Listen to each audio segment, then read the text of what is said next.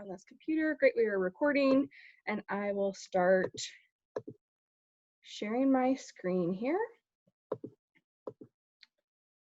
And like every other meeting, Brittany or Alexis, can you see Know Your Worth, job negotiations for beginners? That looks good. Okay, great. Awesome. Okay, well, we will go ahead and get started. So hi, everybody. I am Marcy. I use she, her pronouns, and I am the Associate Director of Residence Life at Xavier. That is my Twitter handle. If you want to tweet, please feel free. I am very pro Twitter. I've made so many friends and colleagues and professional connections, so please do feel free. A little bit about me. I am CSP class of, oh my God, 2007. Wow. So it'll be, oh my God, 14 years come this May, which is wild. And I've kind of jumped around a little bit. I'll tell you a little bit more about my professional background after this.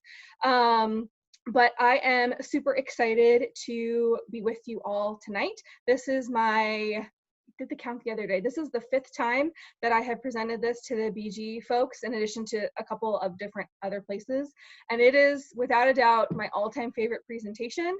I feel like I'm able to give you a lot of great resources, and then we also are able to practice a lot. So I want to start with this quote. I love this quote. If you go in understanding and believing in the value you have, it is easier for you to ask what you want. So just want you to kind of like hold on to that piece for tonight, and we'll get into it. So Maureen would kill me if I didn't have learning outcomes, so you can please feel free to report back that the girl still got it. Some of the learning objectives for tonight are, I really would like for you all to identify some of those like personal blocks that you have to engaging in these conversations, articulate some of your absolutely must-haves in your job search, and then also like, I can negotiate that. That is not like in it to win it sort of thing. And then also we are going to be practicing these techniques. So I want you to be ready for that. Also, I know that Zoom is weird. Maybe you have, family or partners or pets and you're not comfortable being on camera. It's helpful for me as a presenter if folks are on camera, just so I can be like, they're not getting it, or like, oh, okay, like I can move on. But don't feel super, required for that. It's going to be as interactive as possible. This is the first time I have done this in this format. It's usually in person. I'm like running all over the room. We are up, we are moving, we are talking. So I try to recreate that as best as possible as I could. So we'll be doing polls. I'll ask you to type in the chat, come off mute. We're going to be doing some breakout room conversations. So I just like people to be aware that like this is not a webinar where you sit back and like maybe do homework on the side. This is really meant to be engaging, so you can practice some of those tougher conversations. The other thing to note is that this is 2 hours for a reason. It's not because I just love to hear myself talk that much. Although I do. I'm like Tinkerbell, I need applause to survive. But content is the first part, and then really developing a lot of skills and putting the new content kind of into context.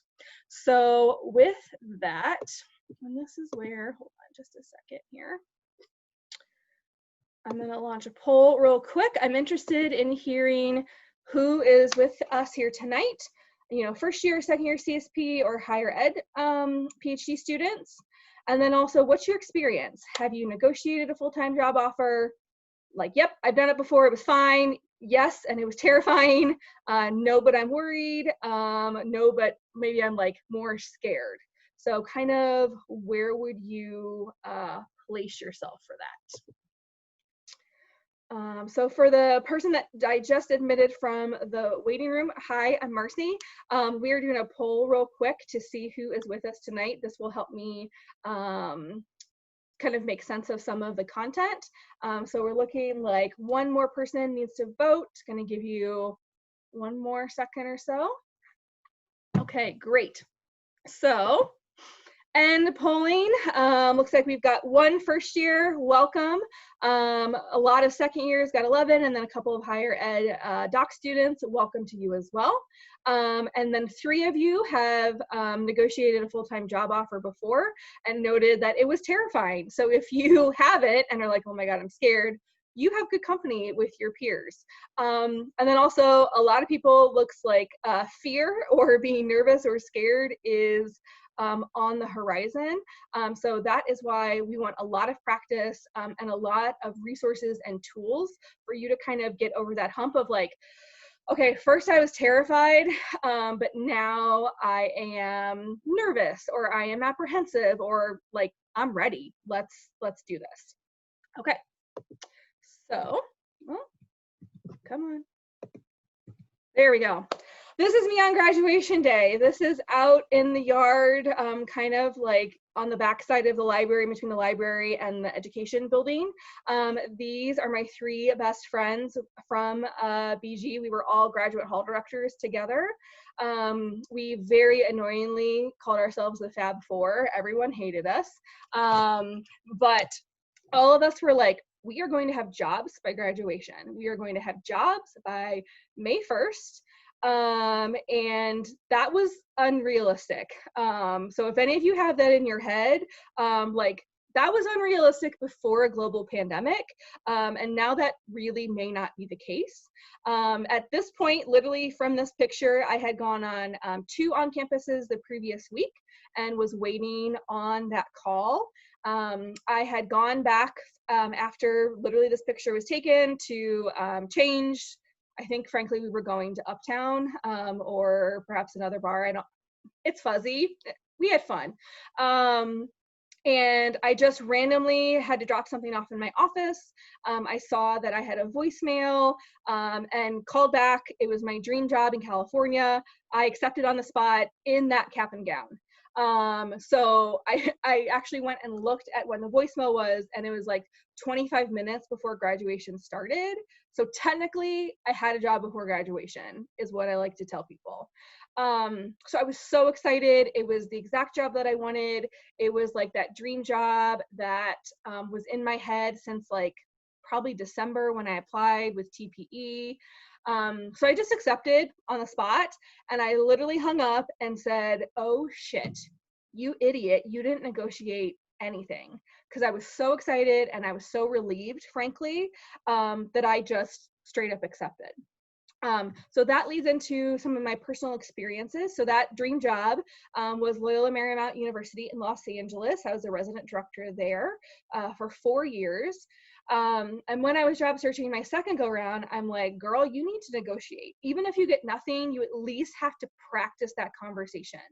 So the next 3 jobs, so Santa Clara in the Bay Area of California was a resident director. Then I came to Loyola Chicago as an assistant director. And then now I've been at Xavier for almost 5 years now. All of those are bolded because I negotiated like hell for all 3 of those. In different ways, and got different things and was denied different things, but definitely had those conversations with those 3 job offers. So that's sort of like my personal qualifications, I guess you could say, for doing this session. And then also the American Association of University Women. It's a great organization in general. They have these really great programs called Start Smart and Work Smart, which is all about Start Smart is for young female identified students to learn negotiation skills, and then Work Smart is like negotiating once you're in the job force. I'm certified with them to help women specifically negotiate through different sessions. This is not an AAUW session. This is not their branded content, because that would have cost $700. So like I have the qualifications, but you're not getting their content, if that makes sense. So don't go and try to tell somebody that, oh, I went to an AAU one, because you didn't. You went to Mercy's, okay? All right. So some ground rules. You're going to be expected to talk with some other people in some breakout rooms or coming off of mute. And some of those conversations are about what you feel like you are worth. And that feels gross for a lot of people for a lot of different reasons. So introverts, I need you to take a moment to prepare yourself to talk eventually. My dearest friends are introverts. They help obviously balance me out. And they're like, if you're gonna make somebody talk in a presentation, let them mentally prepare. So here is your moment, okay? I will also say that money and value and all of that has tons and tons of cultural implications with families and where you grew up. Perhaps if you grew up in another country, that's a whole other layer of what money means. And do I talk myself up? Do I not? So for me, I'm good Midwestern stock. I grew up about an hour south of BG. We don't talk about money in my family. It is rude. It is presumptuous for you to ask somebody's salary or what you got offered. I'm almost 40 and I still don't know what my parents make. So all of that stuff doesn't just poof out the window because you've been through a session. So just want to kind of acknowledge that and allow you to kind of, sit in that, but also, lean into it a little bit. Some job negotiations just inevitably have more discomfort than ever, but the more that you do, the more that you practice, the better that you get. And then I will also say that people are going to be trying on skills for the first time. So, be kind, be generous. If somebody says I'm going to make 80 grand my first student affairs job, and you're like, where? That may take them down a peg in not a helpful way. So just kind of being aware of your nonverbals, especially when you can't see each other's, hand motions or shoulder shrugs or stuff like that. Also, stories can leave the space, learning can leave the space, but, authors should stay in the space, if that makes sense. So just if somebody shares something, if you don't have their permission to share their negotiation, glory story or in their minds failure, please don't do so, okay? Are there any questions about that? You can put in the chat, you can come off mute, or anything anybody would like to add. Does it sound achievable? Yep. Okay, great. Again, work with me. There we go. All right, so we're gonna try a poll everywhere. Again, if I was in the union, we would be doing this on Post-it notes, but we're gonna try texting in with poll everywhere. So grab your cell phones.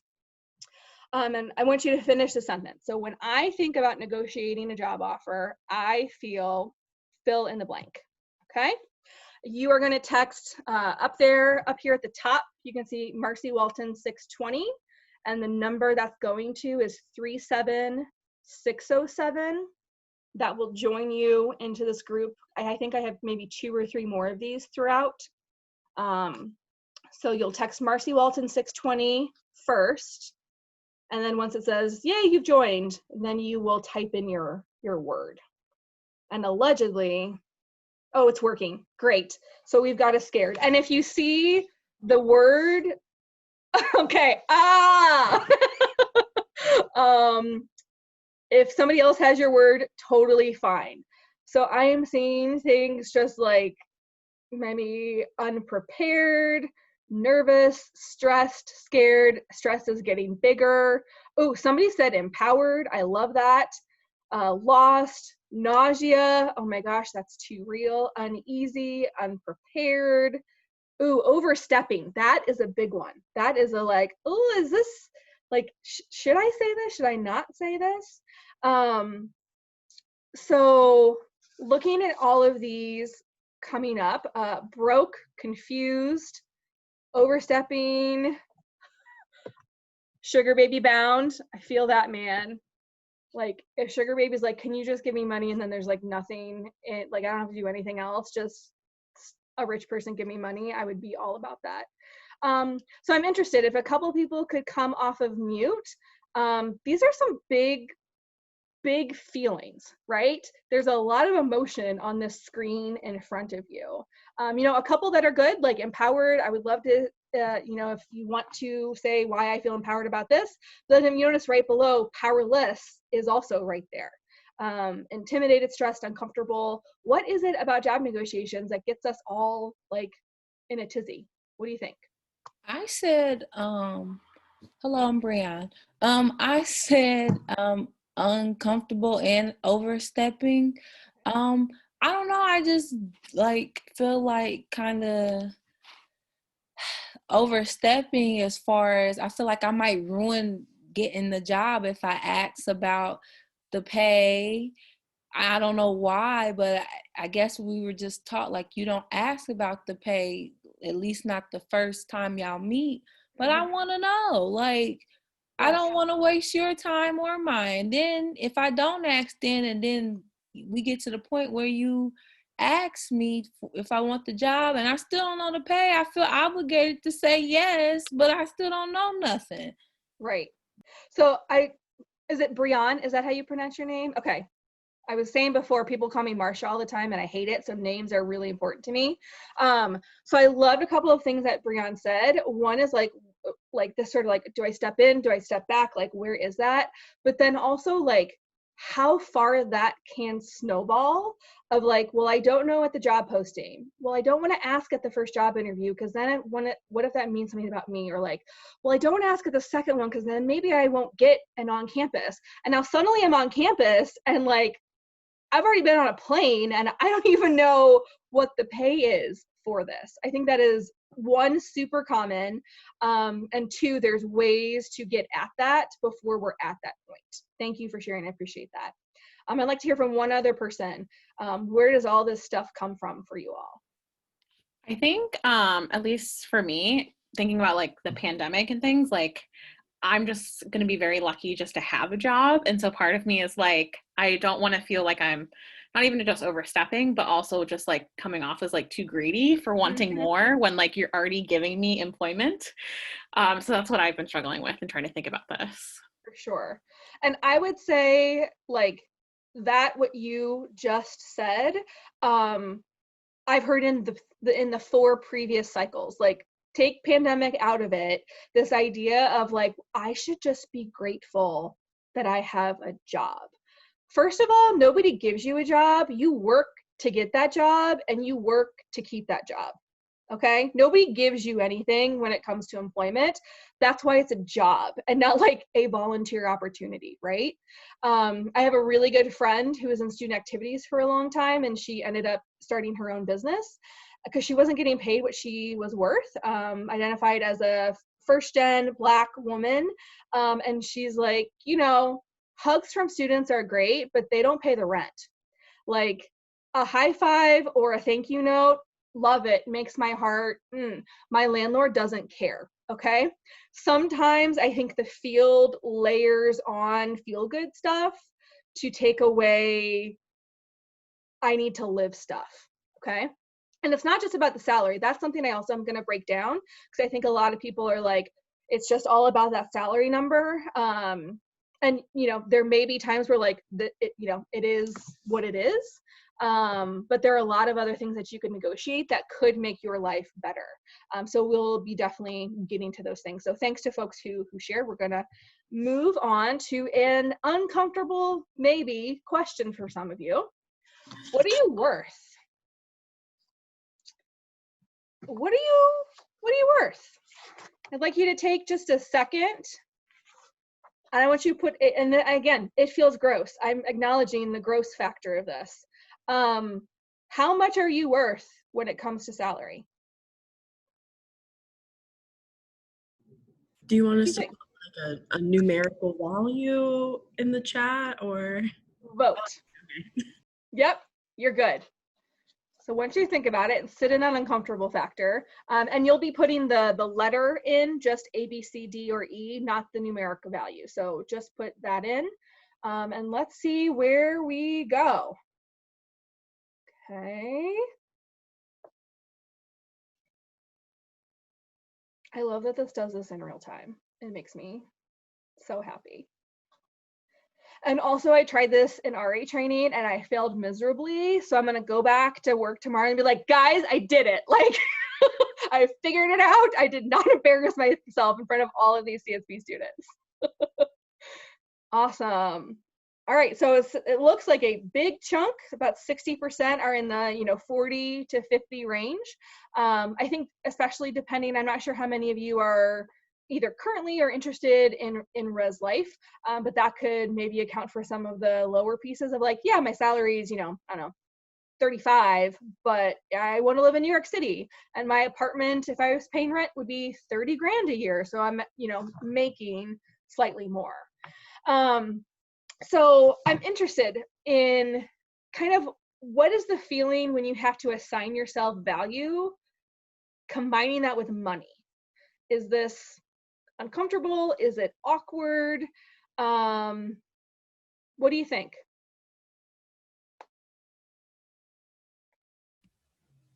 Do you want us to answer? Yeah, go ahead. So I think for me, what someone had taught me to do previously is to be able to look at it in terms of like, what is sort of the going rate. And so I sort of look at it like that, like, okay, these statistically, I know that someone at a comparable institution is making this much. So I feel that I am worth that much as well. But before I learned to look at it like that, it felt gross. Yeah, absolutely. So Brittany, the idea of like, once I did my homework, it became less about my value, my worth, and more about kind of like, these are the numbers. Like if everybody else is in this range, why wouldn't I be? Instead of like, oh, am I worth it? Am I good enough? Do I have the schooling, the knowledge, the skills, things like that? So thank you for sharing that. Let's hear from one other person. Come off mute. What was it like to assign yourself kind of a dollar number? I can go again. Yeah. Well, I learned that I kind of lowball or whatever myself.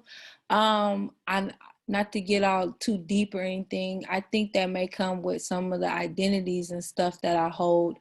But so in this case, I went higher just because I know I tend to go lower, and Nice. I've learned that there's actually room to go higher.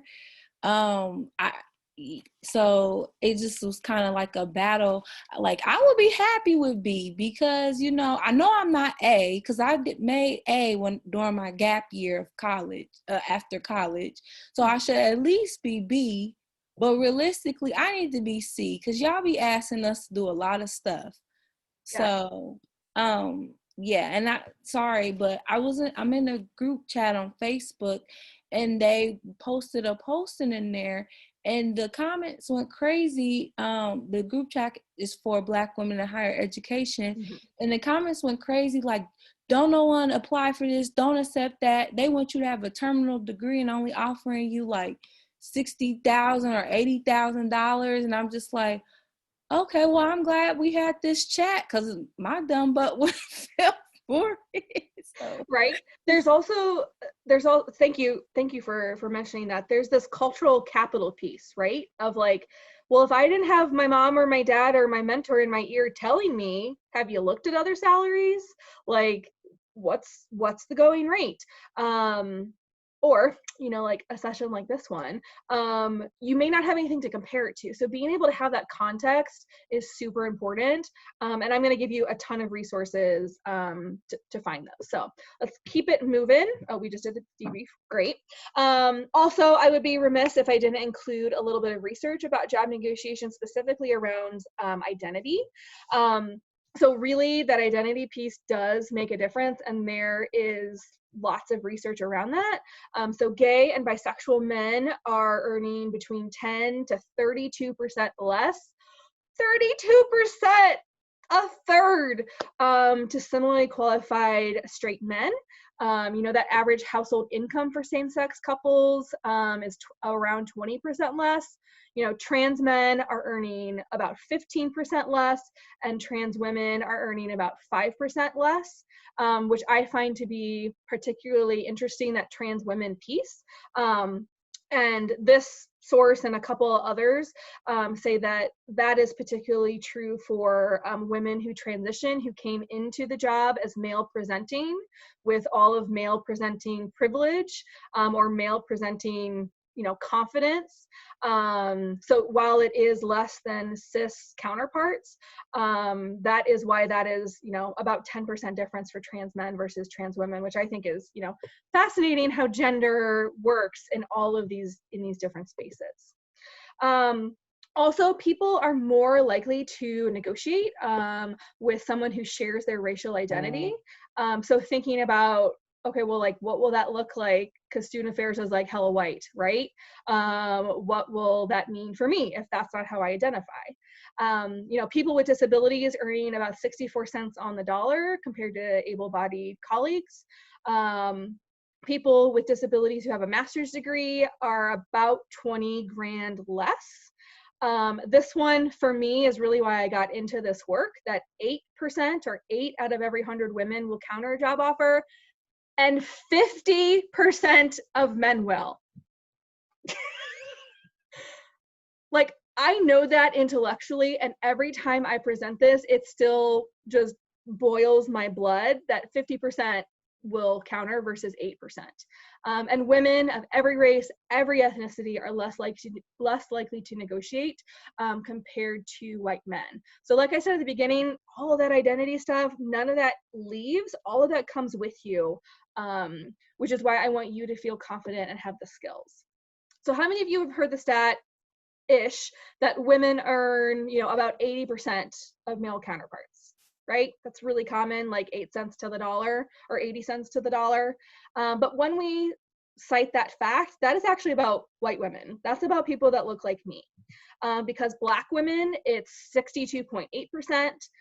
Hispanic women are 62.2%, and Native or Indigenous women are about 57.1%. Interestingly, Asian and Pacific Islander women usually, not always, of course, but often make more than white men.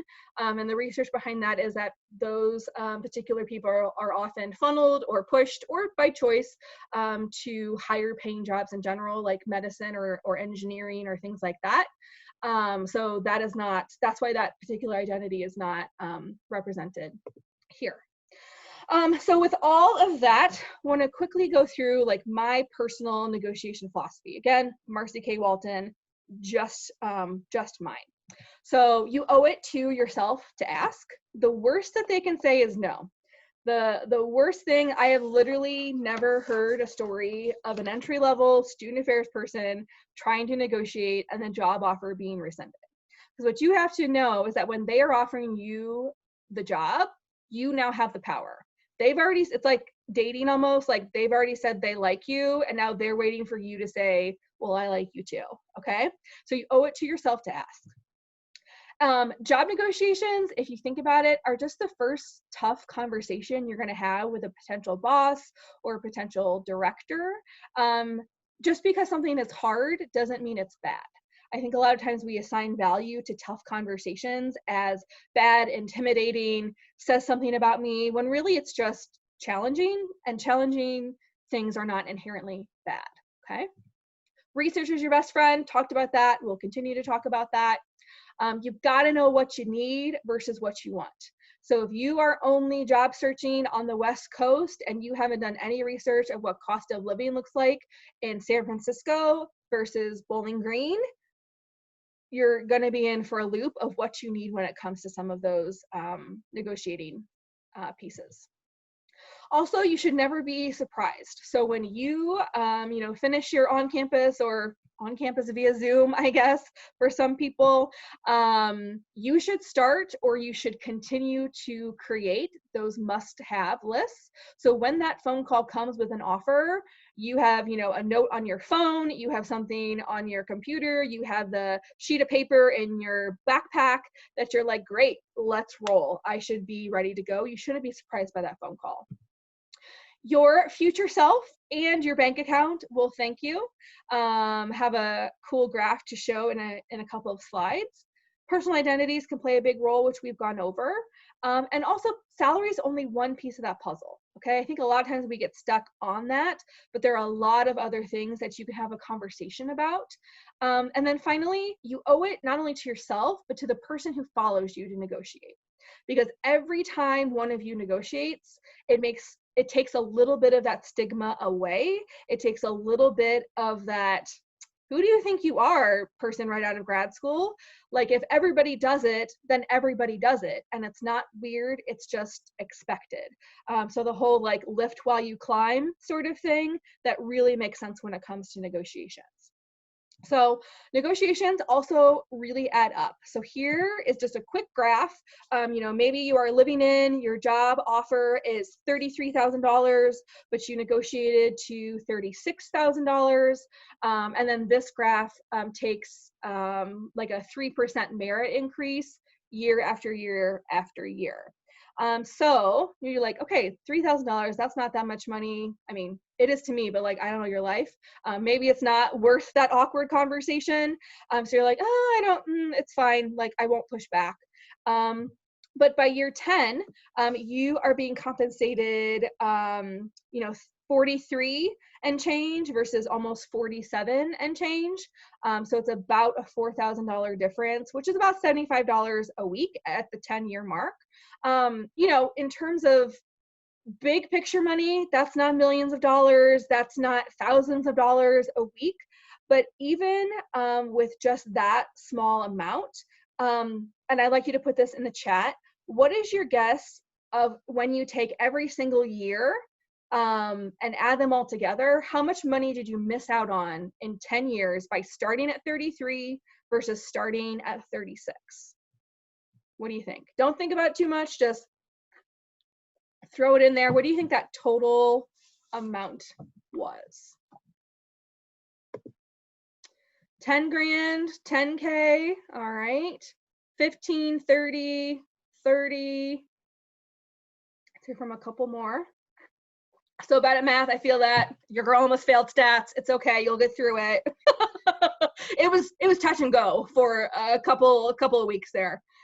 15, 30, all right, thank you for those guesses. The total difference was over $34,000, okay? So in 10 years, by not having that conversation over just $3 grand, you missed out on $34,000. I don't know about you, but like if I had 34 grand, like this would be me. I would get it in single dollar bills and I would pay somebody to like throw it on top of me, okay? So it may not seem like that much, but especially when you think about merit increases or just, you know, interest in the bank, things can really, really, really stack up, okay?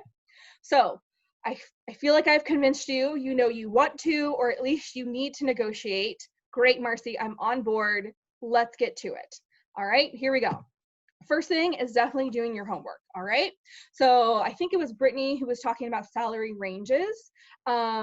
Definitely do that, okay? If you are not already, like I think there's maybe 1 or 2 first-year CSPs in here, you know, every couple of months, just go on higher ed jobs and put in, you know, jobs you're interested in. And if salaries are there, you'd be like, oh, okay, like, an academic advisor is not going to make 80 grand a year. That is helpful for me.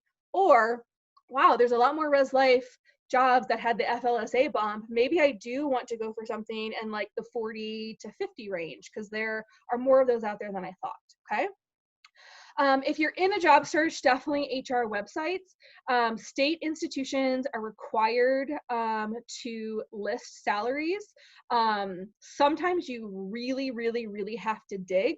Sometimes they make it hard on you because depending on the state, they may call it different things. So it may be salary ranges, it may be pay bands, and maybe pay grades.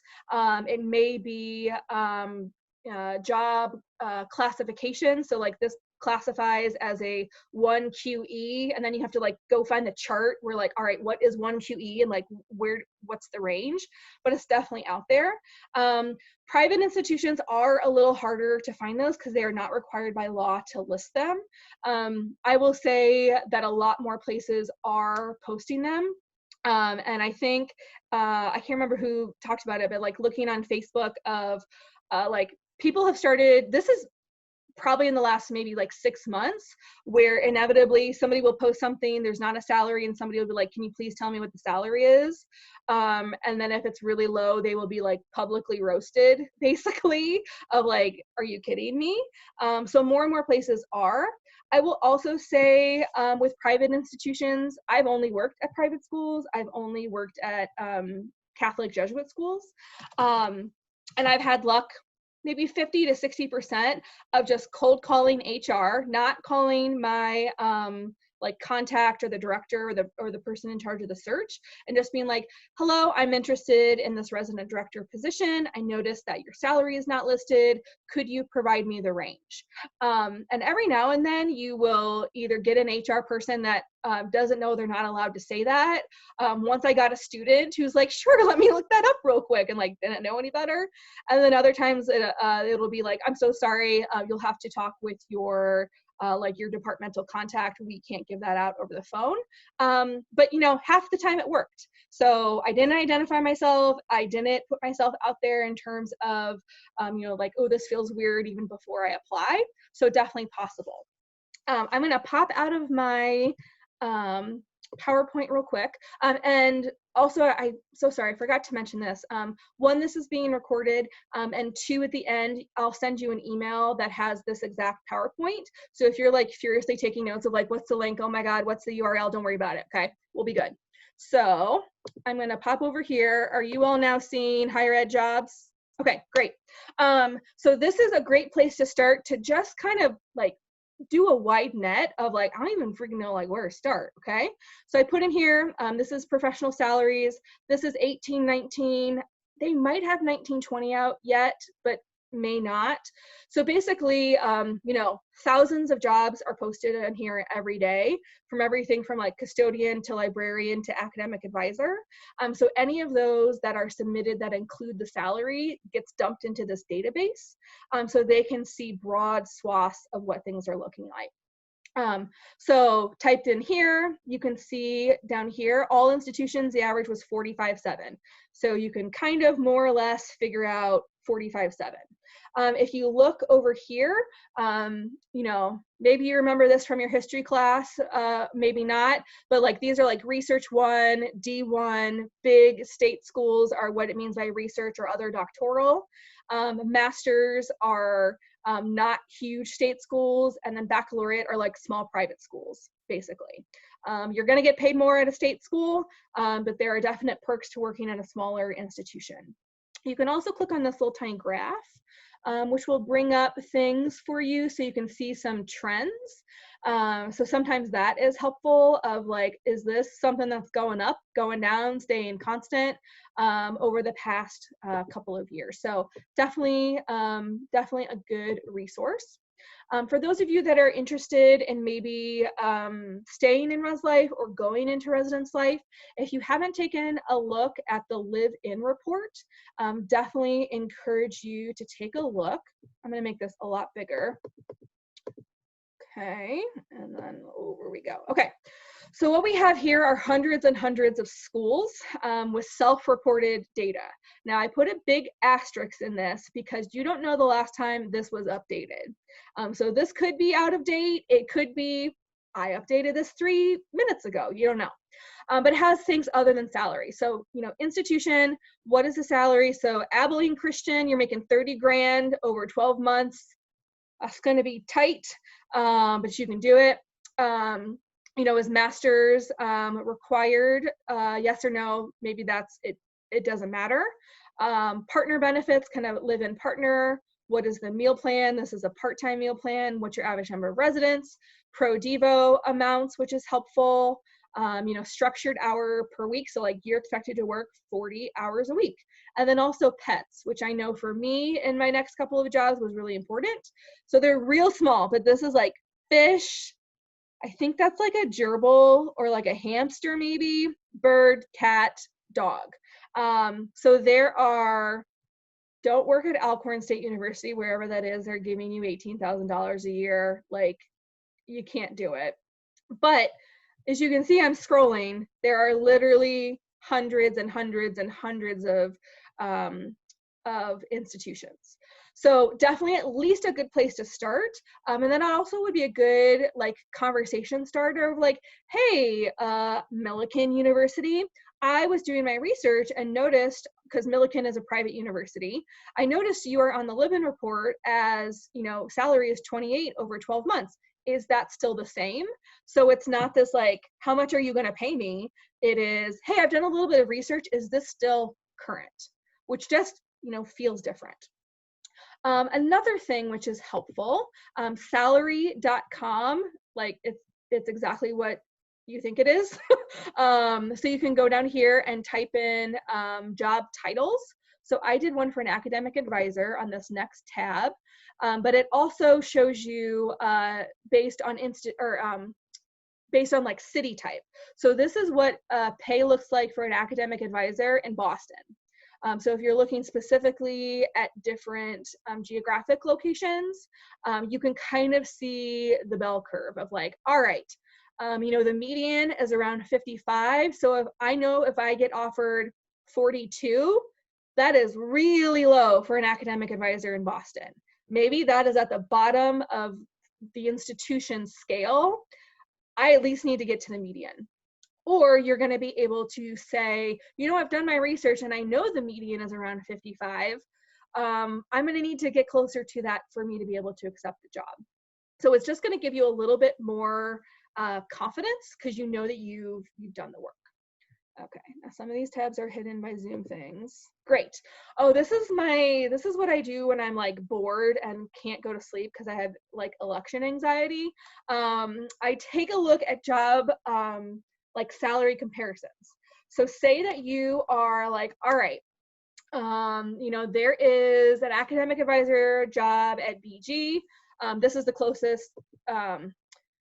These are sort of like the different things in Ohio. There are other salary comparison things out there that are much more specific, but this one's like super quick. So like, all right, Findlay is closest to Bowling Green. They are going to offer me, there's a sliding scale down here. They're going to offer me $55,000. But I'm also interested, let's go back to Boston. I'm also interested in going to Boston. I would have to make $87,000 in Boston to have the same type of lifestyle as I would in BG. So maybe, and you're looking down here and you're like, holy hell, what is the big thing? Housing is 170% higher. So if you're like, well, like I could get a 2-bedroom condo in Findlay for this amount of money, well, that same amount would be 170% higher in Boston. So like Boston wasn't even that bad. Sometimes when I like really want to feel bad about myself, I'll go to New York City. I'm like, all right, let's go to New York. And then, Manhattan, let's make it as worse as possible. I'd have to make $148,000 to have the same type of apartment or afford a car or, fill in the blank. So this is a really interesting thing to kind of play around with, especially if you are not super geographic bound. If you're like, I could go anywhere, but like, what would it mean to have a job? Well, and sometimes you can like, let's do like 2 more comparative. Let's say like, all right, I've got a job offer in Austin and I've got a job offer in Denver. Okay. All right, 61, that's not that far off. You know, like, well, if I'm making 55 in Denver, I'd probably have to cut down a little bit. Like, maybe I don't have the new car, maybe I cut out Starbucks, like whatever it is, that is more realistic than, you know, the third job offer in New York City or stuff like that. So definitely want to do your homework on those pieces. So, yep. Oh, and then the last one, sorry. The last thing, and I'm not going to do a live version, but this is a take-home pay calculator, which is key, especially if you have not had a full-time job before, of like, okay, like you say I'm being paid 40 grand a year. What, like, when my check comes, what will my check say? So you can do all of this types of things, like how frequent am I getting, you know, am I single, am I married, you know, how many allowances, and then you can be like, okay, I know that, I don't know, retirement or health insurance will be this much of my pay. So then you can be like, oh my God, I'm only going to be taking home $1,000 a paycheck. My student loans are $700 a month. I can't afford a job that pays me XYZ. Okay. So again, something fun to kind of mess around with. Okay. Back to it. There we go. All right.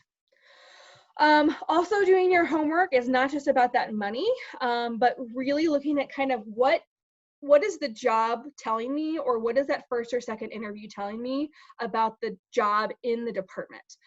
So looking at things like, is the education level required for the position? So if you're applying to bachelor's required, master's preferred, you can use that as a bargaining chip of like, I have more education than you require. You got to pay me more because now I'm more qualified than the other people out there. Also looking to see, this isn't as much of a big deal, but every now and then you'll still see exempt versus non-exempt, and that's the difference between you're being paid hourly versus being paid a salary. So that matters. There aren't as many unionized existences for student affairs folks in sort of the middle of the country, but they are more common on especially the East Coast, some of the West Coast. For example, one of my old hall directors now works at UMass Amherst. Their resident directors and their RAs are all unionized. So she's like, there's no negotiation about salary because the union negotiates for me. So that would be important for you to know, so you aren't like geared up for this and they're like, no, this is what everybody gets paid. Like, you don't have a say in this. Also, that FLSA bump, whether or not people did that is helpful. Is this one opening or multiple openings? So things sometimes, for sure, residence life positions, you'll also often have multiple hall directors, but also at big schools, you know, they could be hiring 5 academic advisors at the same time, or several programming coordinators at the same time. And then also, where are we in the hiring cycle? So I will say that you're going to have, if you're on a regular cycle, like you're going to start in, you know, January or August, that's kind of expected. The closer you get to the school year, the more desperate employers become, because the less they want to do the job that is currently open. So you may be able to finagle, you know, like, well, if you give me $500 more in Pro Devo, I could be there for RA training. Or, you know, if you can give me an apartment on campus for the first 3 months, I can be there next week. Because people will make stuff happen if they're like, oh my God, at least I don't have to supervise the OLs like for another week because I love them, but oh my God, they're so much. So, you know, playing that to your advantage. Also, like, what vibe did you get on campus? Like, are they super excited? You know, how quickly after an on-campus did they call you? And also pump your references for information. You know, say, hey, reference, when you do this, can you ask them, like, how excited are you? Is she your top candidate? Because sometimes they will give references more info than they will almost always do that. As sort of a little like chummy little thing. And then frankly, when I'm offering and I talk to job references, I as an employer will be like, oh my God, we love her. Does she like us? Well, what do you think? Like, can we get him? So like I am often pumping them for information. So prep your references. A lot of that information can really help. Additionally, oh wait, there we go. More than just salary. So things to explore more than just that dollar amount. What is the start date? You know, if you're like, hey, I'm free, I graduated, can I start a month early? That is another month of health insurance. That is another month of salary. That is another month of like feeling settled. Can you explore temporary living accommodations? So how long, you know, like we have faculty staff apartments, or we have an open student apartment that you could stay in. Awesome. How long can I stay there? Do I have to pay you rent? Will HR make me pay taxes on this as well? All questions you need to ask. Additionally, moving expenses. You know, some places are like, nope, we don't do that. Don't bother. Other places, like Xavier, it depends on the like type of position. So if it's entry level, it is capped at $500. But I'm not going to tell you that unless you ask me for that, because every dollar I give is a dollar out of our budget that we could be using elsewhere. So if you don't ask, you won't know. ProDevo funding is for sure something you should explore. Also attendance at ProDevo events. So like Xavier and a lot of other schools had a moratorium. I feel like maybe not for this cycle, but definitely for your next job cycle of like, well, I have already committed to present at XYZ conference. Can I have that time off to present? That is something you could talk about upfront. Also things to explore, specific work assignments or projects of like, ooh, I was really looking forward to working with that particular faculty program. Is that something that we can explore with my job terms? Also time away during vacation freezes or during your employment probation period. Many institutions will not let you take any vacation for a certain amount of time for like maybe the first 90 days. One of my friends took a job where you could not take vacation or sick time for the first year. And I'm like, how am I not supposed to get sick for a year? Or like have a wedding or a funeral or like, God forbid, a vacation. So all things that you want to do your research on. You know, teaching opportunities. You know, in my interview, I know you said like first year orientation folks don't teach the orientation class. Is that something we could explore because of, you know, XYZ? Also, I don't know why you would want to take another class after you just graduated, but what do I know? I mean, I just graduated with another one, but I went with another master's degree, but I took like a 10-year break. And then also, you know, cell phone allotment, especially for on call, is that something that people could cover? If you are a res lifer, these are definitely things that you can talk about. When can I move in? What is your partner policy? Like, I hear that you want me in the building that's 200 years old. Could I be in the building that was just opened? Also furniture options of like, you know, I saw like, seems like it's been there for a while. Is that something we could explore? And like, those of you who were on the call at the beginning and saw my dog, if that's something important for you, you know, is there a deposit? Are there any breed restrictions, weight restrictions, number of pets? And it really, it pays to ask. This is Lola. She is one of my old colleagues' dogs. So that pet policy was, there's a preference for puppies. She's 10. No mixed breeds, no pit bulls, and under 40 pounds.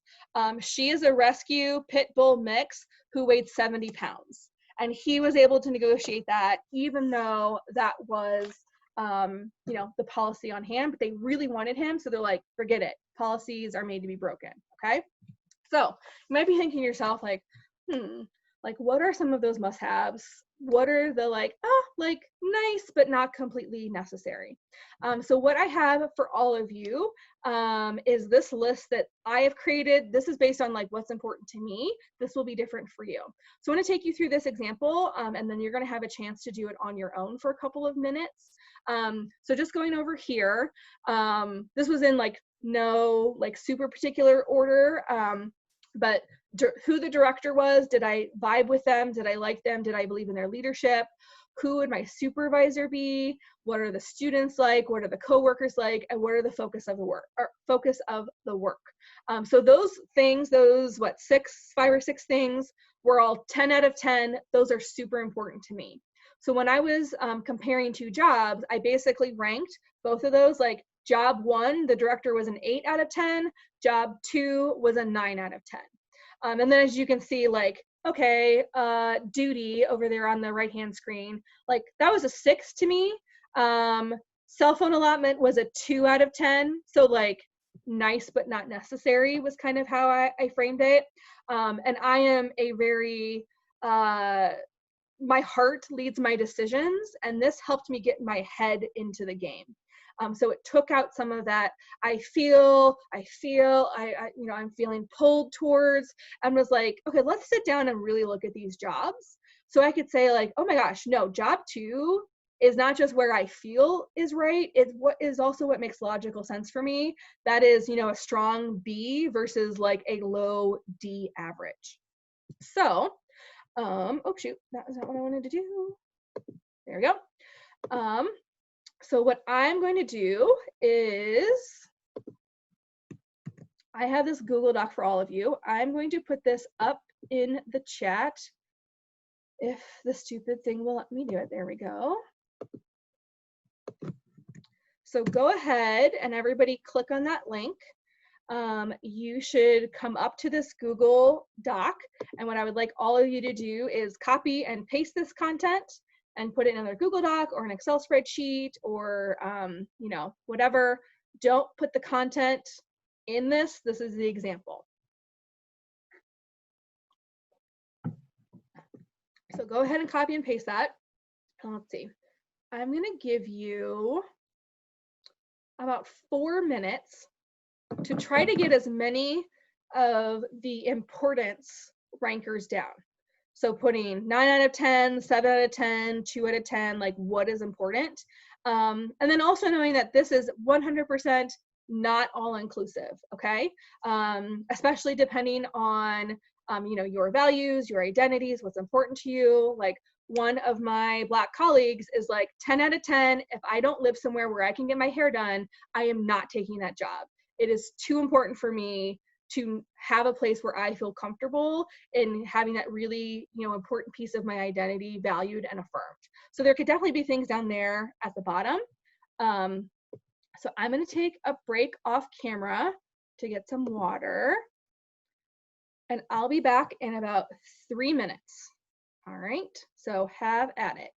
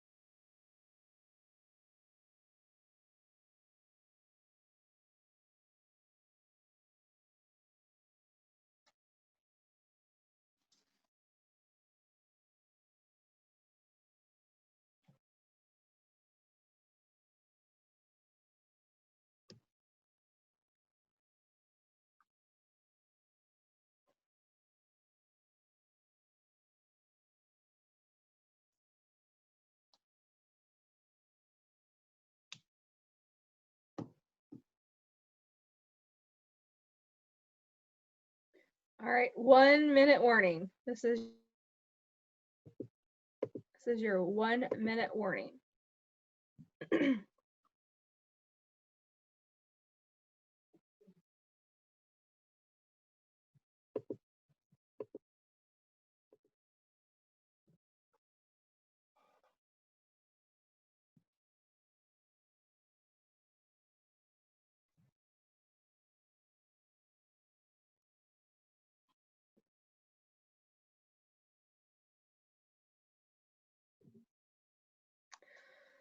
All right, go ahead and kind of just put a pin in where you are. We're going to be using this for our next activity, which is going to be practicing some job negotiation offers and phone calls, okay?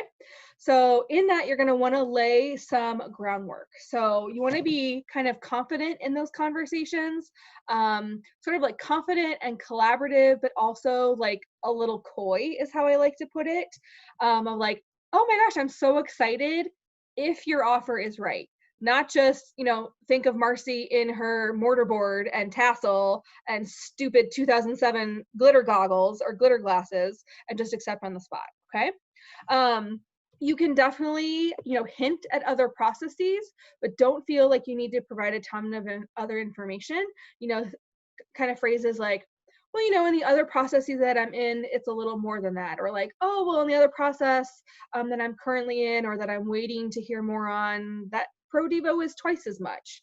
Don't lie. I've had candidates do that before, of straight up say like, well, I have an offer on the table for XYZ school, and like, I've now been in the field long enough, I probably know who that res life person is over there.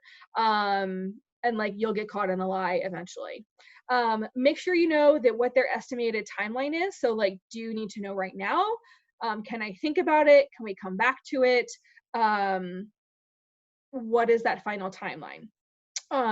If you have time with HR, either on the call or on and on campus, make time, like make good use of that. I've had that with a couple of my on campuses, and I'll straight up say like, how common is it at Santa Clara for people to negotiate? Would I be totally out of bounds if I did that? You know, how common is it for people in this department to negotiate? So they will sometimes give you some lead in as well. And then also making sure you understand that offer process. Do I need to pass a background check? Do I have to pay for that? Will you be paying for that? And when you're in and on campus, you know, will I be called by the committee, by the director, by HR? Because that can help you think about how you're going to have those conversations. So this is what we are going to do. I'm going to put you all in breakout rooms. One of you will be the candidate. There's going to be a QR code on the next slide, which will take you to the information that you know about the position. You know what? I will just show you this right now so you can all see what we're going through. So one person in your room, this is all the information that you have. You know, this is the salary range. You know, this is the education. The location's a small city with a kind of medium cost of living, and it's an live off position. So if there are other important items to you on that checklist that you just made, on that ranking that you just made, you've got to ask about them, because this is all you have after that on campus. So one of you will be the candidate. The other person will be the employer, and I'm not going to click on the next one so the candidates in the room don't know. But you will be taken to a similar Google Doc that has a lot more information about the job. But you will only say, you know, hello, I'm Marcy. I'm excited to offer you, let's just go academic advisor position with a salary date of this and the start date of August 1st. And everything else, they will need to negotiate with you. If there is an odd number of people in the room, everybody else will observe. So again, one person will be the candidate, one person will be the employer, everyone else will observe. And now that I'm thinking about this, the QR isn't going to work because you're going to already be in breakout rooms. So I will send you right now in the chat. Give me just 1 second. I prepared for this. So if you are going to be the candidate, you'll click on this link. Look at me go. I'm like resiliency in action, folks. Why won't, there we go. Okay, so this is the candidate. And then this next link is the employer. So don't click on these until you know who's doing what, okay? All right, I'm gonna go ahead. Please right now come off of mute if you have any questions.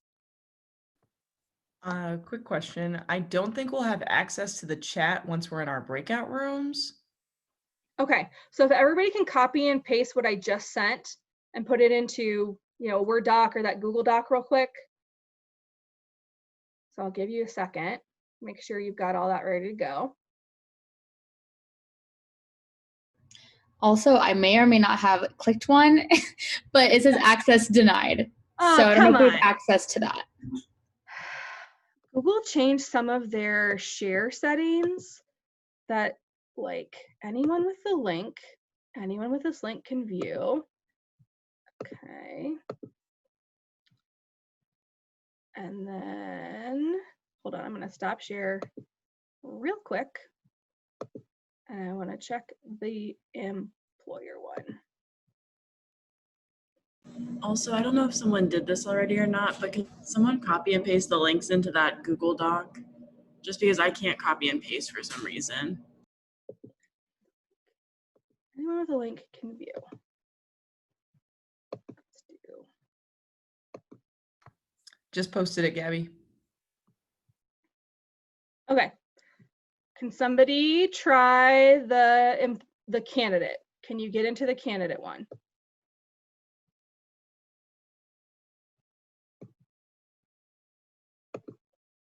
Yes, candidate's good. Can one person, Gabby Robinson, I mean, click the employer one? Can you see that? Okay, great.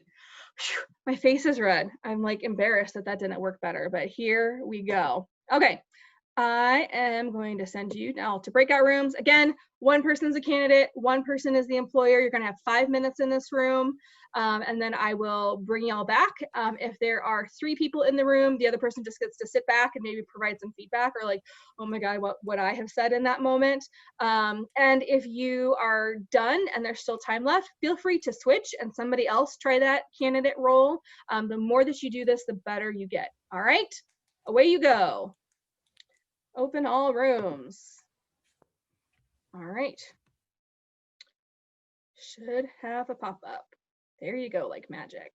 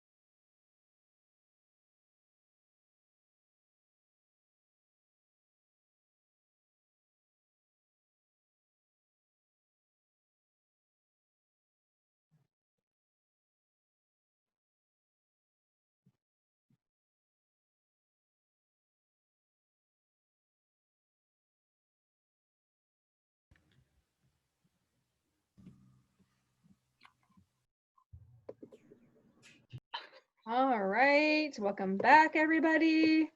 Everybody's coming back. So as you can see, debrief, like any good activity. I'm interested in hearing, for those of you that play the role of the candidate, what was that experience like for you? Let's hear it. I see some laughing. I can share. I was nervous that I would come off as ungrateful, so I tried to express my gratitude and excitement right off the bat. And then the first thing that came to mind was moving expenses, even though there's this whole list of things I could have looked at. Does this happen in the moment on the phone? Like if they give you an offer? Yeah, Oh. yeah. This is why I'm doing this. Okay, cool. Like just Yeah. in the moment, because you shared in your story earlier that you said yes right away, but it's cool. Okay, that was me. Sorry. Yeah. Yeah, no, some people, and depending on who it is, some offers will be like, and we need to know today. I would take a step back on that. I have never, as an employer, not given at least 2 days. At least like think it over on the weekend. Today's Tuesday, we need to know by Thursday. Because the thing is, every day that you hold the offer is a day I am losing other candidates. So like you're not going to have like a week to decide this, which is why you need to have those things ready to go. Let's hear from another Oh yeah, Lauren, go ahead. I just had a question. Would it be appropriate to ask for the offer in like an email so you can look at it? Yep. Yep. I'm like more of a visual person, and then you're like, oh, I'll call back with my counter offer. Is it like ballsy to just be like, No, I'd be like, again, I'm so excited. It's really helpful. Like, can we talk through some things, and then could I get that in writing? Just so I make sure that I have all those, questions answered. The spirit you want to come into this is like collaborative, of like, we're working on this project together and I need this information so I can do my piece, not like I'm against you and we're like this. We're like, no, we're walking together. You have information, I have information, we need to get through this together. I want to hear from another candidate. What was it like for you? I have something. I think so we ran into an interesting situation in our example, because I feel like, what happens if, so the employer like said, Natalie, here's the offer on the table. And for me, and this is actually kind of real life for me, because I came to grad school having had a different job where I was making a particular salary. So I know for me, I want to be above what I was making before I went back for a master's degree. So like that is pretty hard for me. But at what point, like, I guess I'm struggling with the language for how to say, I appreciate that offer and I'm really interested in this job, and I was hoping for closer to this number. But like, in our situation, Morgan was my employer and she said, well, unfortunately we can't accommodate that. Like, how does that discussion go? Yes. It's so funny because I have like 10 slides about literally what to say that we're going to go. Like, I wanted you all to feel this without any of that, so you can acknowledge how much work you've done in just these 2 hours. So we are getting to that. So if you're like, I'm awful, it's terrible. In one session, I called it the turtleneck moment, which is why I'm wearing this, where you're like, oh my God, I don't know what to say. Oh, that went terrible. I feel bad about myself. We're going to want to not have turtleneck moments. Okay. I'm interested in hearing from an employer who was offering. What was it like on the opposite side of that conversation for you? And you don't necessarily have to say who it was that you were offering to, if that would be awkward. But like, what was it like to feel whatever it was they were feeling on your end of the phone or Zoom call, I guess? I'm wondering, when people are offering positions, do they really have like, we can go up to X? Yeah. Because that was really helpful, because like anytime they didn't go up, I was just like, okay, like, okay, that's good to know, because that made me feel more comfortable. If I were to be the interviewee, it would make me more comfortable like asking if they know, just because I would be worried if it was someone who didn't have that information, like who would have to be like, let me check with my supervisor and call you back kind of thing? Yeah, I think it's like a both and. I have never run into a position that didn't have a pay, like a scale of like we can offer between this. But then I will also say that something you have to keep in mind is like internal equity as well. So like, yes, that's the pay band, but like I'm not going to give you, person right out of grad school, more than the person who's already been in this job for 3 years, even though you're within the same pay range, if that makes sense. So like you're going to have to start on the lower end of that. And then I've also been in situations where like we really want this candidate and like they have another job offer that's going to pay them. It's not small because like it's not a small amount of money, but like in the grand scheme of a university, it was like $700 more a year. So I'm like, Marcy Walton, associate director, can't authorize that, but let me call my HR person and be like, we're going to miss out on this amazing candidate. I call it the magical Jesus money tree because I'm at a Catholic school where I'm like, shake it. Like Jesus gave us that money for a reason, like give it to me. And sometimes stuff will fall from the sky. So both and. So let's get to some of those kind of phone ring basics, okay? So one way this can go is they offer you the job, you freak out, you accept on the spot, and you have regrets because you're getting that kind of bare minimum. The other side of this is that they offer the job, you know your worth, you start a conversation, and then maybe you get more than you were hoping for. So some of those nitty-gritty things are, you know, answering warmly, thanking them again, like, I'm so excited, I've been waiting. I'm definitely interested. I've been hoping to hear from you. You know, can you give me a little bit of, you know, some details about some of those salaries? Or some of those details rather. And really this is a personal style. Some people want to get the salary elephant out of the room and like, what is it? Because like right now, if it's this, then I'm not interested. Other people want to be like, let's talk about moving expenses. What's your pet policy? Can my partner live in? You know, like kind of ease, and then salary is sort of the last thing. Tone is being inquisitive, not demanding. I think that is the best like thing in my head of like, oh, I'm interested in what you have to say versus like, tell me what I can get from you. It puts the other person a little more at ease. Before you ask for something, give them a reason why they should be saying yes to you. So it's not, you know, I want $2,000 for Pro Devo funds.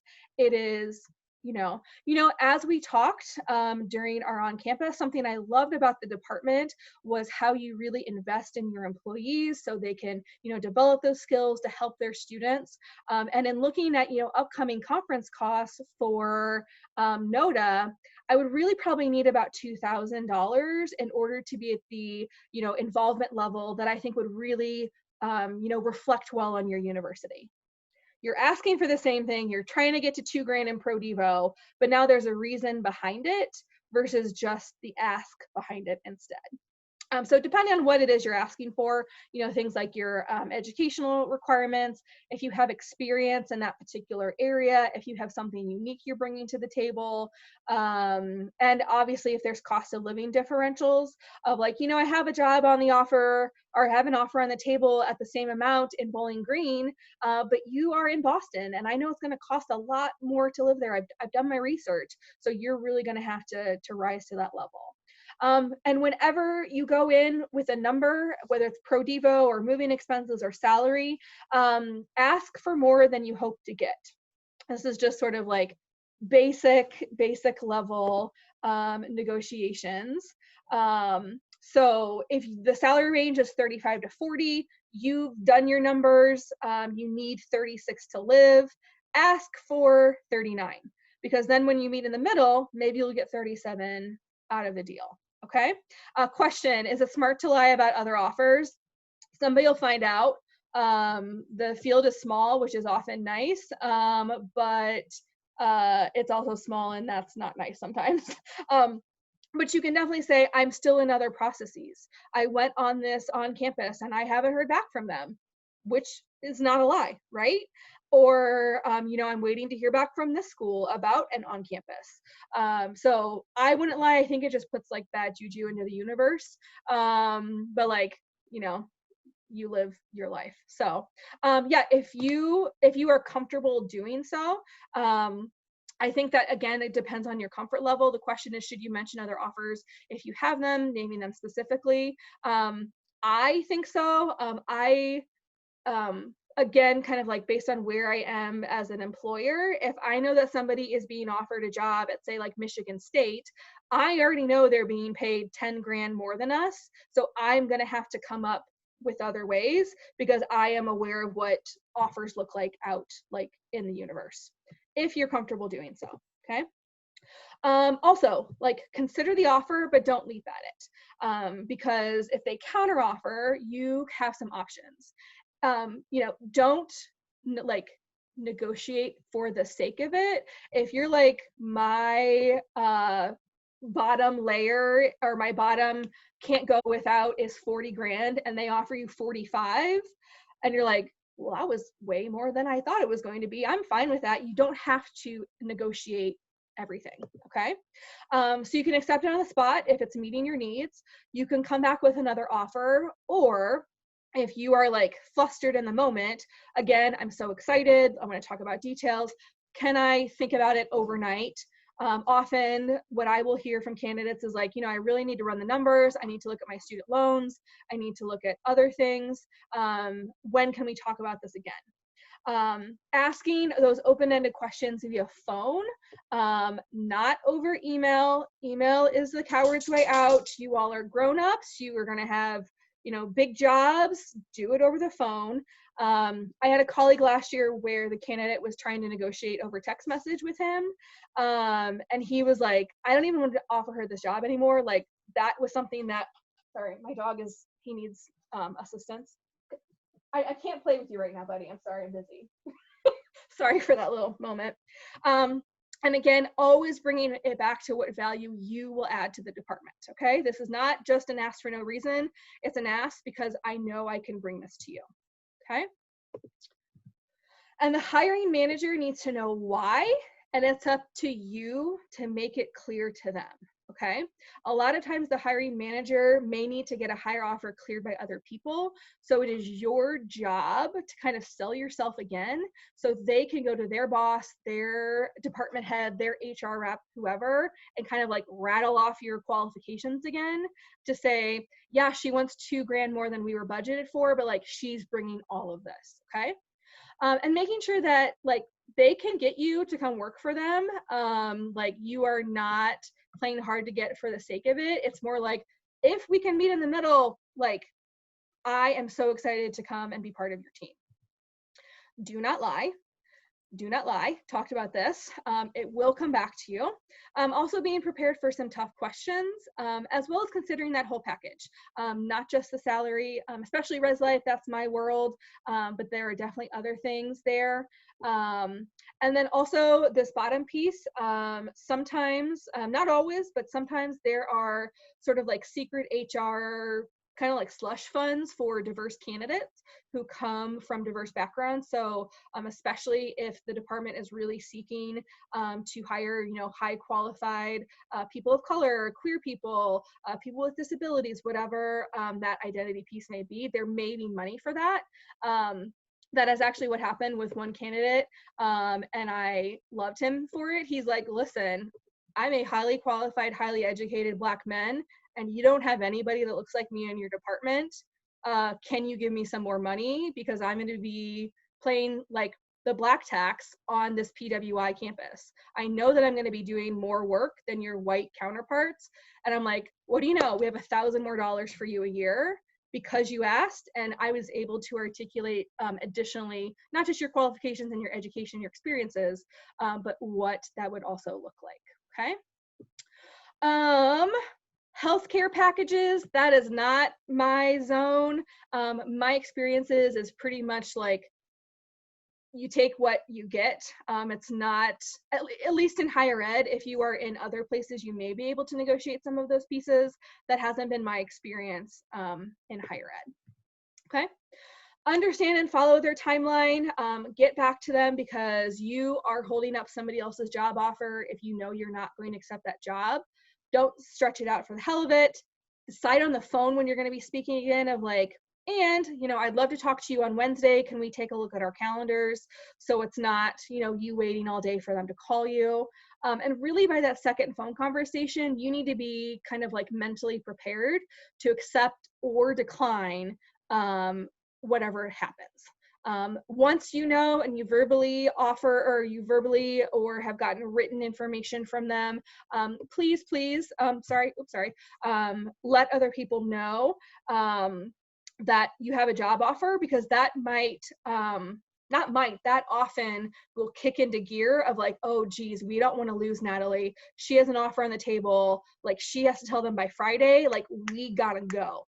So you can sometimes like pit people against each other. Like nothing lights a fire under my ass as a hiring manager than knowing my top candidate has another offer that they will take if they don't hear from us, okay? So don't be afraid to reach out to let people know. Attitude is everything. People make things work for people that they like. That is not a great piece of human the way we operate in the world, but I think that's true. If others perceive you to be, you know, greedy, entitled, selfish, disingenuous, and most commonly not able to back up that ask with the reasons why you're worth it, they're not going to want to negotiate with you. So thinking about how that will come across on a phone call when I can't see somebody's face, how can I articulate warmth and generosity and grateful but not groveling when it's often not attached to a face, okay? So somebody was asking, but like, what do I say? This is an awesome technique that we actually use with our RAs when they confront situations, but it works awesome for negotiations because it's super easy to remember. 3 words: I, but, and. I'm gonna take a sip. So you're going to start with an I statement and then a but statement and then an and statement. And this is what it looks like. It's a really easy way to have a tough convo. You are saying, I understand XYZ, but you may not know or realize why that's not going to work. And here's what I need from you. So this is what it could sound like. You know, thank you so much for the offer. I understand you're offering, you know, $34,000, so all the hall directors can make the same amount of money. But, you know, I'm coming in with some professional experiences and a year, or as well as a year of working with a wellness learning community, and I need a salary on the higher end of that scale, probably around $39,000 per year to accept this amazing opportunity. So it's, I understand why you said that, but here's something you may not realize, and this is what I need out of this scenario. So we use this with RAs, like quiet hours, like, I understand you were just having fun with your friends, but I can hear you from down the hallway, and I need you to quiet down, blah, blah, blah, blah, blah. So I, but, and. So we are going to practice, but actually, there's time. We're gonna do breakout rooms again. Gonna be the same sort of thing. This time I will, hold on, where's the chat here? Oh, and there's one more question that I missed, so let me get this real quick. Is it more common to negotiate with a potential, let me scroll, potential supervisor or HR rep? I would say it's been 50-50 for me. 50% of the time it's been with an HR rep.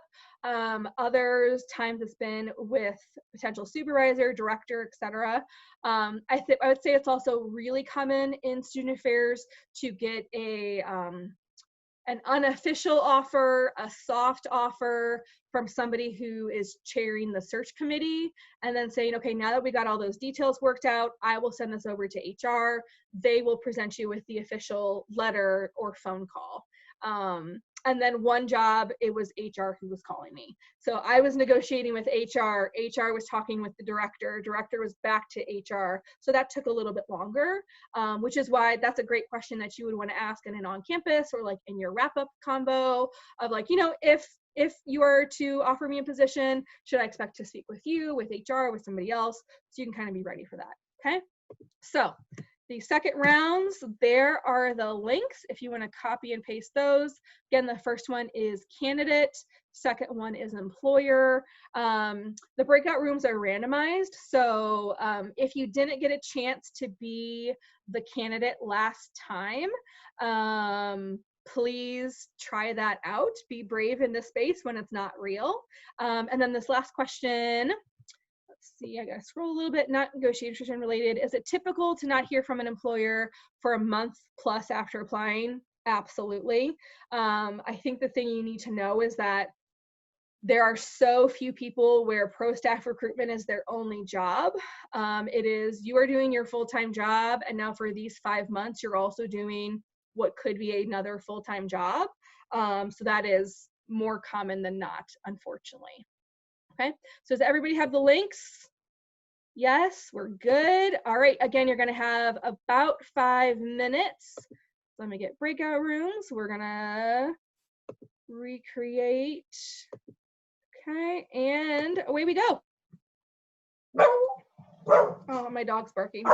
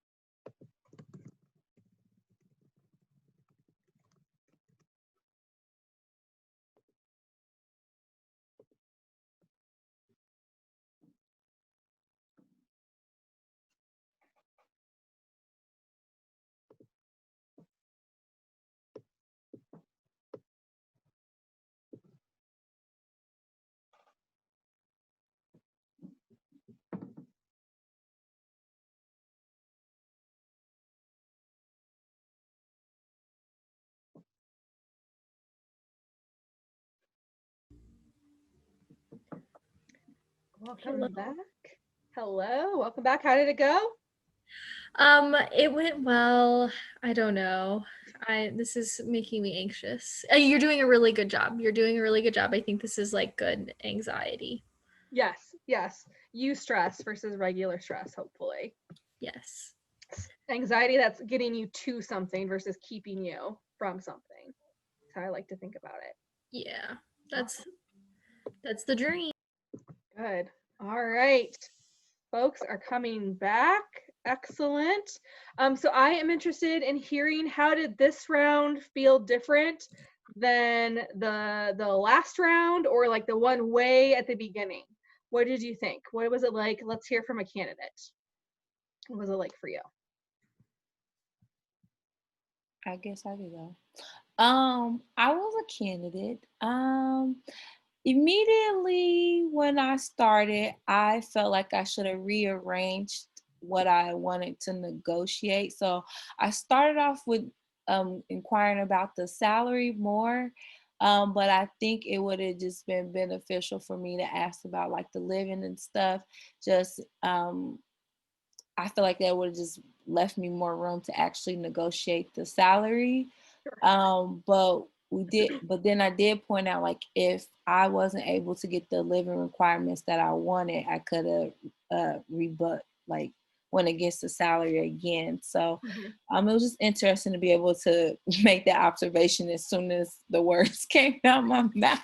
Right. Which is why we practice, right? Because now you know for the next time. Let's hear from another candidate. What was it like for you this go round? Did anybody use the I but and? Was that helpful? How did you, arrange your conversation? I think Alexis came off mute. So what was it like for you?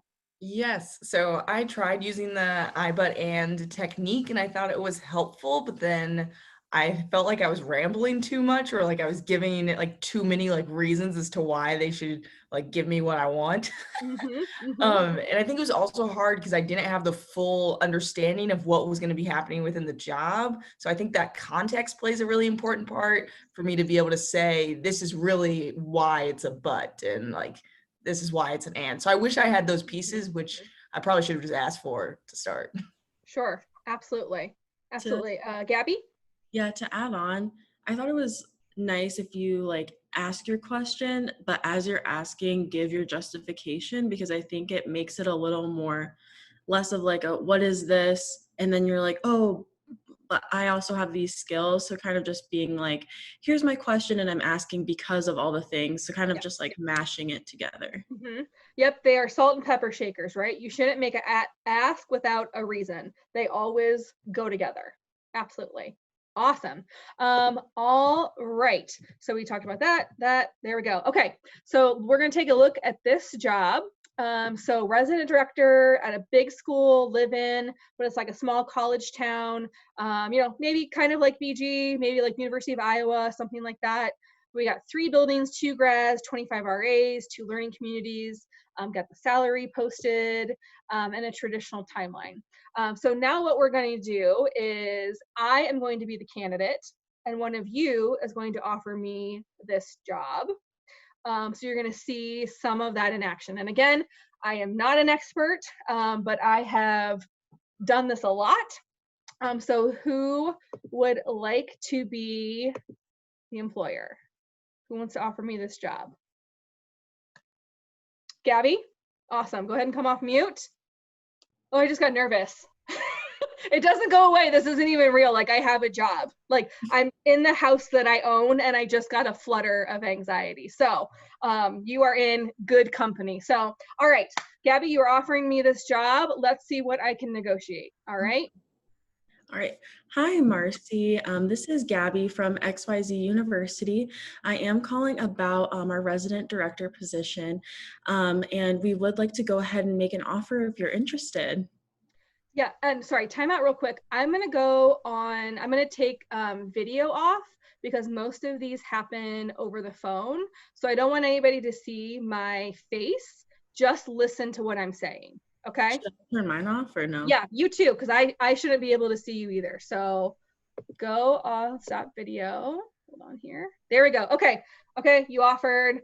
Oh my gosh, Gabby, I'm so excited to chat with you. I was, just talking with a couple of my friends yesterday that, XYZ University was really, kind of at the top, and I was really hoping to get an offer. So I'm interested in kind of hearing more what that offer would entail. Perfect. We're really interested in you as well. Just to go over a little bit about the position, the salary range is 34 to 41,000. It is a live-on position, and we are hoping to have you here on campus, ready to go May 1st. Oh wait, no, July 1st, if that's a possibility. Excellent. Well, I'm really excited to hear more about that. So you said that you're interested in a July 1st start date. As you know, I am graduating this weekend, like, we talked about at our dinner together. And I'm actually available to start earlier than that. Would it be possible to, either move in a couple weeks early or potentially even start before that July 1st start date? Yeah, definitely. Once we have, the residence halls reset and ready to go, maybe around mid-June, we'd be able to have you come on and start staying on campus. Awesome, that would be wonderful. I just have a few more questions about the offer, if that's okay. Of course. Awesome. So do you by chance know like what specific building I would be placed in, or like, one of the reasons I'm really interested in your department is so many learning communities, and the fact that I have that experience was, really exciting for me. So do you have a placement in mind? Yeah, so we do have 3 residence halls on campus. You would be overseeing Offenhauer, which is one of our largest residence halls, supervising a staff of 25 RAs. And we do actually have 2 living learning communities in that building, which is our Wellness and Honors LLC. So I think that would be a fabulous pairing. Oh, that is so, oh, I'm so excited at the thought of being able to work with those communities. I felt a real connection with the faculty directors, especially of the honors community when I was on campus. And I was, kind of hoping that I would be able to work with them if that worked out. I know that we talked in our conversation, in our wrap up about, professional development kind of depending on the person. Do you have a potential dollar amount in mind? Is it more like I need to propose what I want to spend? Sort of like, how would that work? So we do have a baseline offer of 500 ProDevo dollars per pro staff. However, if you are interested in going to any conferences where that might go over, that's usually something we can discuss as opportunities arise. But I know you mentioned being really involved with different conferences and whatnot. So I think that's definitely something we'd be able to accommodate. Okay, wonderful. And then at the beginning, you mentioned that the salary range is between 34 and 41. I do, something that I really appreciated about your process is how transparent you were. So I do really want to be transparent with you on the opposite side for me. So just did want to let you know that I do currently have an offer. I was actually offered last night before I left work with a comparable department. Just in terms of, living expenses and things like that. But they are going to be able to come in at $40,000, which is right at the top of their pay rate as well. Part of that is because of, my year of being a hall director before I came to grad school, as well as my experience working with learning communities. So if I were able to get an offer that is more in the 40 to 41 range, I do think that you would be a really competitive offer for me. Do you think that is going to be possible? That's definitely something I would have to follow up with you on before I can confirm the offer. I think we would maybe be able to do 40,000, but I just want to confirm before Okay. yeah. Sure, absolutely. And then just the other piece is, since I would be moving across the country and, I'm a grad student and those student loans are going to kick in pretty soon, I would need some assistance with moving expenses. Again, the other institution is going to be able to offer me $1,000. Is that something that you all would be able to match? Unfortunately, we don't usually cover moving expenses, but that is something I can bring up when we talk about that general salary again. Okay, great. Well, again, I'm super excited. If I'm being really honest, you guys are really eking out above this other institution. But I also just do need to keep in mind, some of those real issues in terms of, paying my bills and, car insurance and all of that. So I do think that if you're able to come in at the top end of your pay grade around 40 or 41, and also take a look at those moving expenses, I could definitely see myself accepting an offer from you. So do you think we could maybe talk tomorrow or on Monday to see if we can kind of meet in the middle? Definitely. I am free after 1 p.m. Okay. Well, I am free at 1 o'clock as well. Does it work for you to give me a call at this number at 1 o'clock on Friday? Yep, that'll be great. Okay, great. I'm so excited. Thank you so much. I'm looking forward to chatting with you again. All right, thank you. Awesome. All right. Can we just give it up for Gabby? Like, wow, yay, great job. So that was how I would approach it. I use humor in my life. That is something that comes kind of naturally to me. That is something that I would use. But if you were listening to me and you're like, oh my God, I'm not gonna make a joke during a job offer, then don't, right? Like whatever makes sense for you, makes sense for you, okay? So we're gonna keep it moving. So I want to know who is really brave and will do the candidate side in front of your peers. Who wants to go? Here's the thing, we make RAs do behind closed doors where they act in front of their peers all the time and they're 18. So one of you can do this. Who's it gonna be? I'm ready. Put me in, coach. Awesome. Okay. So Alexis, this is, oh, sorry, too far. This is the job we are talking about. It is going, oh my God, Marcy, geez, hitting the wrong thing. It's going to be an assistant director, res life job at an Ivy League institution, but it's live off. So you're not having that live in free housing component, okay? You're in a major urban center, think Boston, Chicago, New York, LA, something like that. You're going to supervise professional staff members. You're going to run assessment and conduct. And unfortunately, you didn't do your full research, so you don't know what that salary range is yet, unfortunately. Master's is required, and we're just going to assume that you have the experience level, if not more so. But it is important to note it's a non-traditional timeline. So the offer is going to come on October 15th. And they want you to start December 1st. Okay. Do you have any questions before I do the ring? No? No. Okay. And turn your camera off because, oh yes, Gabby has a question. Yes. In this scenario, is Alexis graduated or no? Yeah. Let's assume she's graduated. Yeah. So not like I have to finish classes, all of that. Let's just assume you're in your first job. Okay. All right. Take yourself off video. There we go. Okay. Ring, ring, ring. Alexis's cell phone is calling. Oh, hello. Hi, is this Alexis? Yes, it is. Hi, Alexis. This is Marcy with Cambridge University in Boston. How are you today? I'm doing well. How are you? Good. Do you have a couple of minutes to talk about the assistant director position? I do. I'm happy to chat with you about it. Awesome. Well, like we said, when you were on campus, we really think you could be a good fit and have definitely the skills. So we are prepared to make an offer. Okay, I was really enjoying my on-campus visit and meeting with you and the other members of the search committee, and I think this would be a really good fit with me, but I'm very interested to hear on what their offer details are. Sure, absolutely.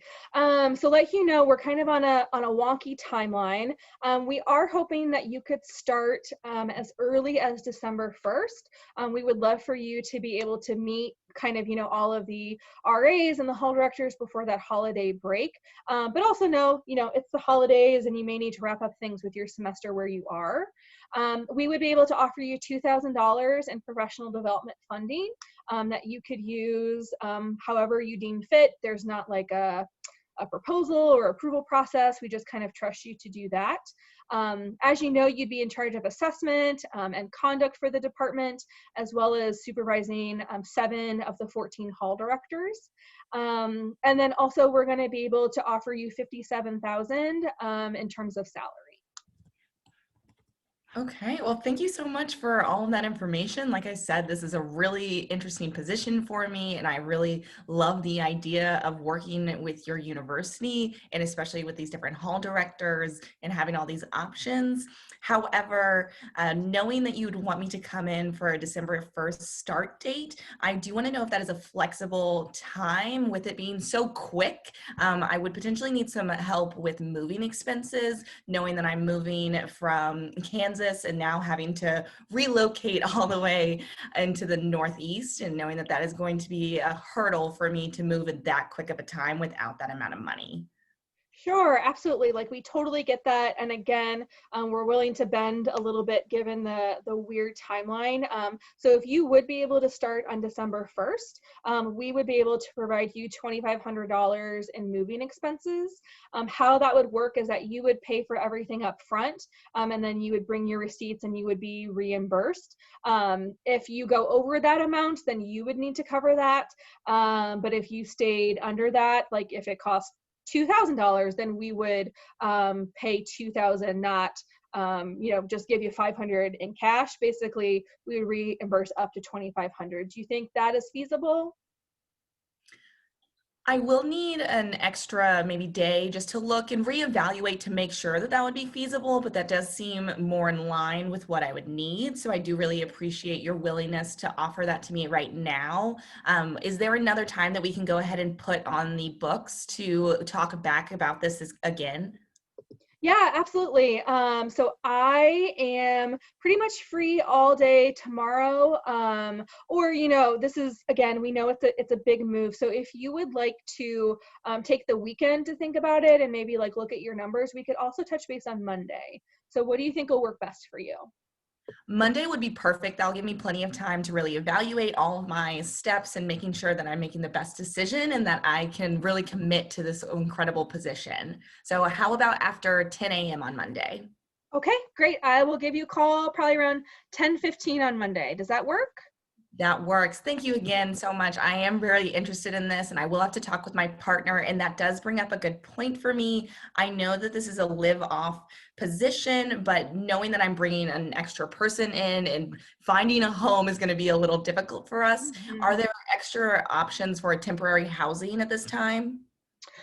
Yes. So because we are in the middle of a school year, the majority of our inventory is obviously, held up with student housing.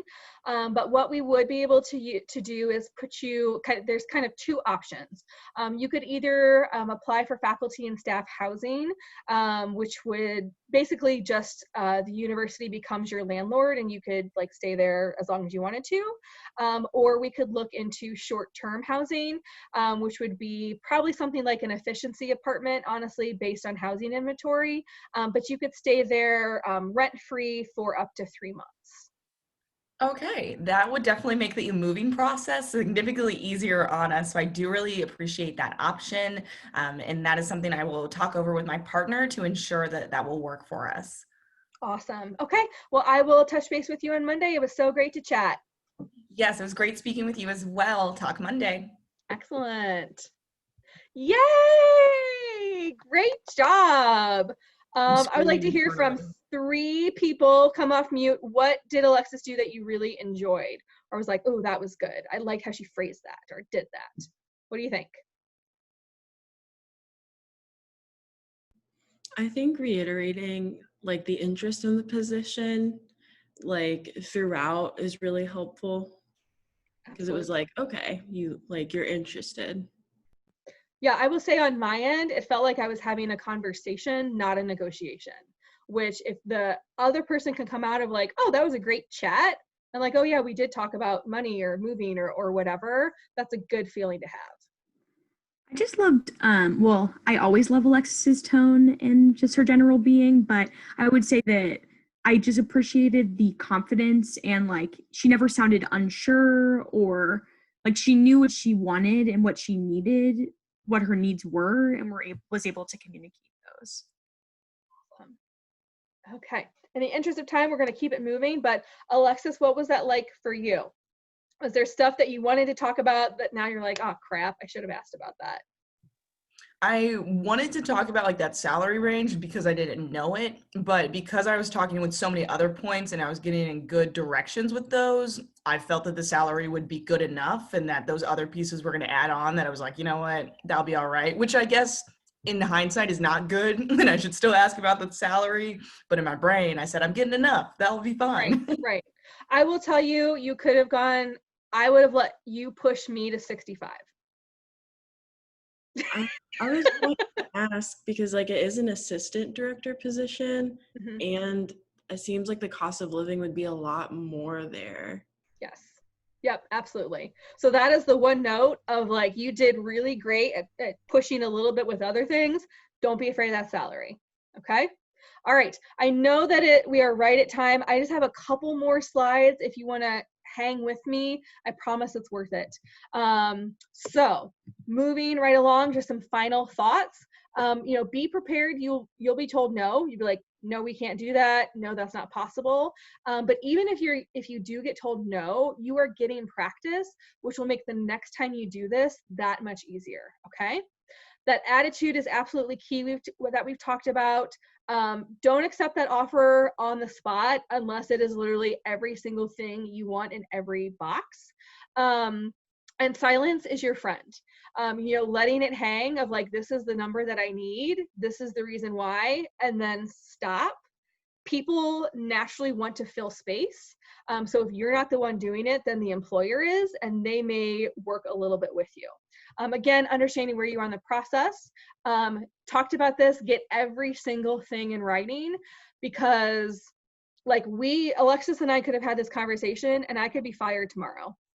And there's no proof that we negotiated $2,500 in moving expenses, okay? We could have this conversation and a new director could start in 3 months. That's like, no, we're not paying for that anymore. And if it's not in writing from an official email, then it kind of doesn't exist, okay? Also, just kind of on the other side of this, you have to be worth it once you start the job. So if you negotiate this amazing offer and then you do a crap job, that looks bad for you, and it makes it harder for the next person to negotiate because people have kind of been burned. And then also just be conscious of what you choose to share with colleagues.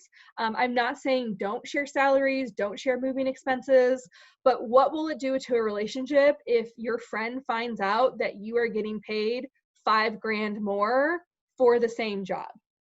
And what will that mean for a staff dynamic? So again, there's a lot of pros to sharing salaries. There can also be some really like real consequences that I've seen. Okay. Practice in non-job negotiation techniques. Send food back at a restaurant. That is a negotiation, right? Of like, I asked for this, you gave me that, that's not what I want. I want this instead. You are negotiating. You can practice those I but ands. Try techniques when making an appointment. I understand that you only have availability at 10 o'clock. Is there any way you can get me in at 10:30?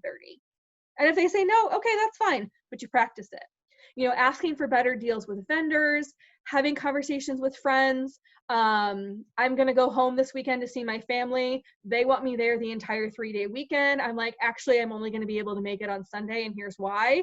That was a negotiation technique. If you are in committees or other things like that, definitely practice with colleagues on the phone, not being able to see each other. That is more often than not how that's going to happen.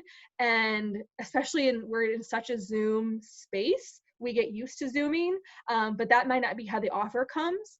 And practice those scenarios in your mind. So it doesn't have to be the whole conversation, but like, okay, I'm driving to work tomorrow. If I got offered this amount for moving costs, what would I say? And then maybe tomorrow with, oh, it's Pro Devo. Oh, it's a building I don't want to work in. Oh, it's this committee I don't want to do. Practice those kind of like snippets and you'll eventually get really good at it. Okay, so this is just for you because we've run out of time, but now when I think about negotiations, now I feel, hopefully a little more confident, settled, whatever the case may be. You will still be nervous. You saw my anxiety flare up, my like turtleneck moment, and it was fake. So we'll skip that. And then just kind of wrapping up, you need to know what you are worth, because if you don't, nobody else will. Okay. If you know nothing else, leave with that. And then I am also offering, this is not required by any means, but if you are interested, you can sign up to have a practice phone call with me. So let me take you to this site real quick. It's just a quick Google form. That's basically, who are you? What positions are you interested in? What levels, what areas of the town, what type of schools, and then blocks of time next week where you're like, yep, I could take a phone call from you, Marcy, and we could practice this on the phone without my peers watching or listening. We'll do about 10 or 15 minutes of the back and forth, and then I'll give you a little bit of feedback. So again, not at all required, but if it's something you'd be interested in, the link is tinyurl.com/BGSU phone offer. So again, this is all for you to practice. I'm definitely willing to put in the time, because the more of you out there who are negotiating, the better and more equitable work environments it is for everyone, okay?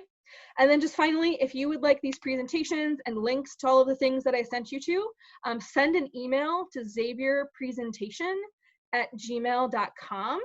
And you will get an out-of-office bounce back with hyperlinks to the PDF of this, to all of those different salary.com and highered.com and or higheredjobs.com and all of that type of stuff. That is all I have for you. Hopefully you've picked up at least a couple of good tips or resources or techniques. I will stay on the line if I know there were some questions in the chat I didn't get to. So I will stick around if you want to come off mute and ask any of those. But otherwise, best of luck. BG sets you up for a great career in student affairs. Never doubt your capabilities, because you are getting a top rate education and experience. So thank you. Don't be a stranger. And please sign up for a phone call if you want. No pressure. All right. And you can't see it, but my French bulldog is snoring like there's no tomorrow right now. So hopefully I didn't bore you the way I bored him. Otherwise, thanks so much, everybody. I'll stick around for a couple minutes. Thank you. Thank you.